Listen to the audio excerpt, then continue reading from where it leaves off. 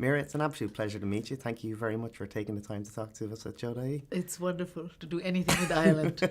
Oh, really? You're a fan of the country? Yeah, well, I'm born and raised in an Irish Catholic convent. Yeah? Yeah, in India, the Loreto convent. So the accent is pretty familiar. Very familiar. I can't do it, but yeah. I'm not going to ask you to say a few words Os Gaelic. I know you're fluent in a lot of No, languages. not Gaelic. A huge congratulations on Queen of Katwe. I left the cinema, I was smiling from ear to ear. It's such a positive, uplifting film. I loved it.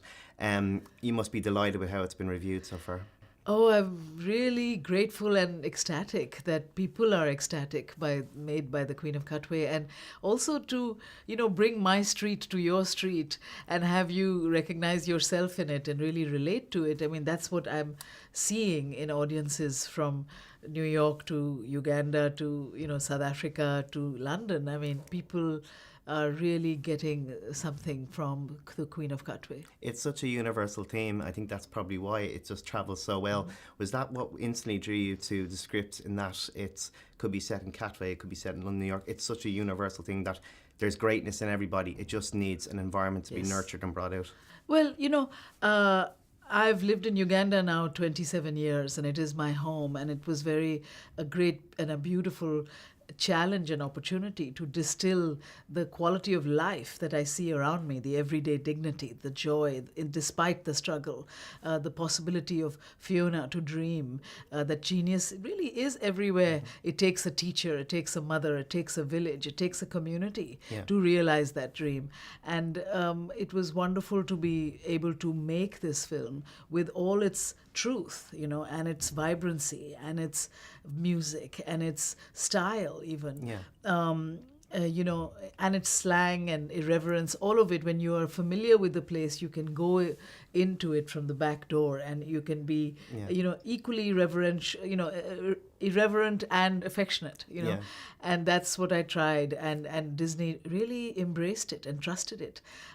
They could feel somehow the power of it. So I never went down the path that I dreaded of Disneyfication or blandifying it, as I would say, or sugarcoating it, because I didn't need to do that. And that's what's also amazing, is that it's really itself, and it's reaching people across the world. I think it's safe to say now you're the Queen of Disney at the moment. Oh, I hope so.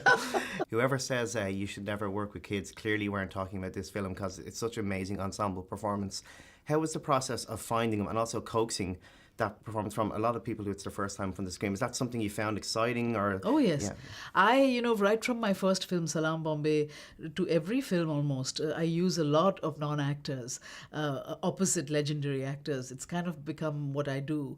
And I love the alchemy that happens between the two worlds. The children of Queen of Katwe pretty much came from Katwe and Shibuli, which is a neighboring slum of Katwe, because I firstly love, authenticity. I love people who will teach me and take me further. And these kids, so we used to have just open casting calls literally in streets and churches and community centers, and gathered, about 17, 20 of these, whom we call the pioneers. And then we had workshops for about over 2 months, and bringing in David Oyelowo and Lupita Nyong'o into that, so that each understood and really knew and learnt the intimacy of their on-screen family. The final character itself is Kampala. There's such life and vibrancy to it. Was that something you felt maybe a bit of pressure because you're obviously from the city itself, or was it liberating because you're like, I know this better than I know anything else? Oh, it was coming from a place of knowing and loving Kampala, to sort of milk it, to distill it, to show you that Lake Victoria borders our city and is the heart of the city in so many ways. So Harriet sold vegetables next to the lake, as she would, or the redness of the earth, or the sort of hysteric green of the flora, or the marabou storks that, fly across our city.